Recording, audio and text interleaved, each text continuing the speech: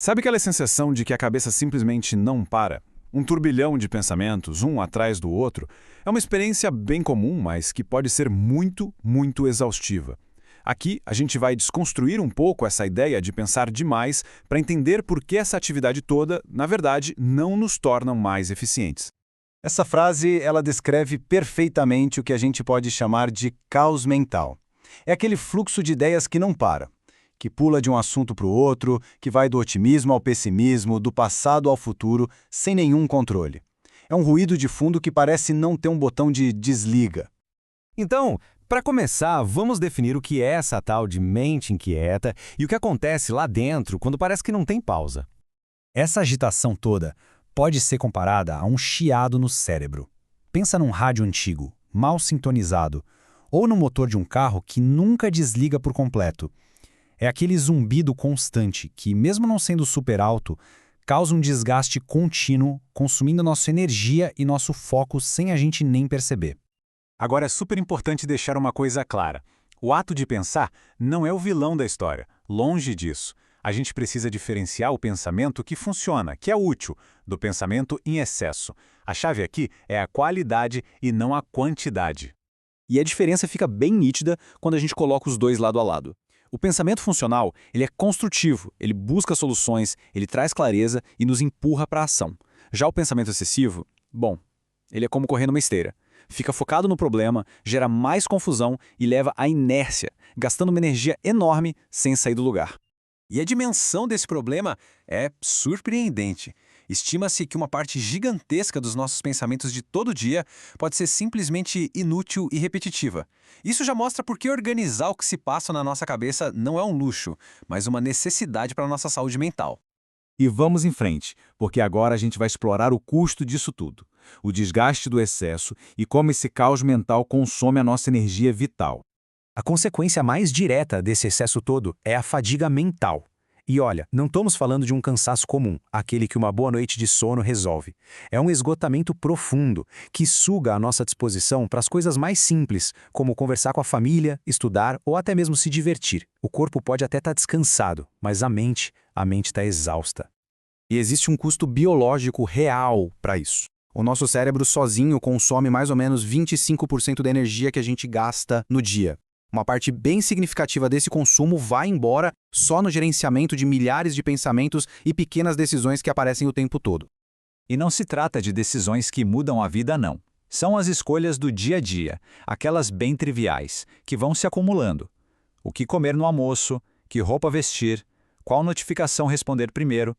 Cada uma dessas microdecisões, multiplicada ao longo do dia, vai drenando a nossa bateria mental. Essa metáfora aqui resume tudo perfeitamente. Tentar resolver problemas através do pensamento excessivo é como enxugar gelo. A atividade não para, o esforço é tremendo, mas o único resultado de verdade é o cansaço. Não existe progresso, só exaustão. Esse esgotamento todo nos leva a um fenômeno bem conhecido, a paralisia da análise. É aquele ponto em que pensar demais não apenas cansa, mas impede completamente a gente de agir. A mente entra numa espécie de ciclo vicioso. Ela começa a projetar todos os cenários e problemas possíveis, o que alimenta um estado de ansiedade e insegurança. E essa ansiedade, por sua vez, gera ainda mais pensamentos, criando um loop que aprisiona a pessoa. O processo é quase uma receita para não sair do lugar. Começa com a análise de todas as opções possíveis. Depois, a pessoa fica pesando os prós e os contras sem parar, buscando mais e mais informações. O resultado inevitável? Paralisia. A pessoa fica tão perdida nos detalhes que se esquece do principal: tomar uma decisão. A consequência real disso é a frustração. Projetos, ideias, sonhos, tudo acaba sendo adiado indefinidamente. Fica tudo guardado na primeira gaveta porque o medo de errar e o excesso de análise impedem que o primeiro passo seja dado. Agora, vamos adicionar uma camada de detalhe aqui, porque nem todo pensamento sobre o passado é improdutivo. É fundamental diferenciar a reflexão da ruminação. Uma nos ajuda a crescer, a outra nos mantém presos no mesmo lugar. A distinção é bem clara. A reflexão produtiva, ela tira lições do passado para construir um futuro melhor. Ela busca soluções, permite seguir em frente. Já a ruminação, por outro lado, só repete a dor do passado, reforçando a insegurança e mantendo a pessoa presa num ciclo de sofrimento. E chegamos na parte final, que aponta para a solução. E a solução não é parar de pensar, mas sim organizar o pensamento. Esse é o caminho para a clareza.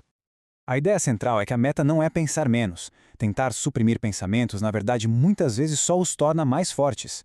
A verdadeira habilidade que a gente precisa desenvolver é a de gerenciar e organizar esse fluxo mental. A principal ferramenta para isso é o chamado metapensamento. É a habilidade de dar um passo para trás e observar os próprios pensamentos de uma certa distância, sem se identificar totalmente com eles. É como assistir aos padrões da própria mente, entendendo como ela funciona, sem ser arrastado pela correnteza. Quando se atinge essa organização, essa paz mental, algo fundamental acontece. O potencial criativo, que antes era só uma tempestade de ideias soltas, finalmente encontra um caminho para se transformar em ação concreta. É o que diferencia quem é apenas criativo de quem se torna um criador. E assim, a gente conclui com uma reflexão final. Clareza mental não é uma recompensa para quem pensa mais ou mais rápido. Muito pelo contrário, ela surge do cuidado, da habilidade de gerenciar o excesso de pensamento, permitindo que a mente finalmente retorne ao seu estado natural de equilíbrio e paz.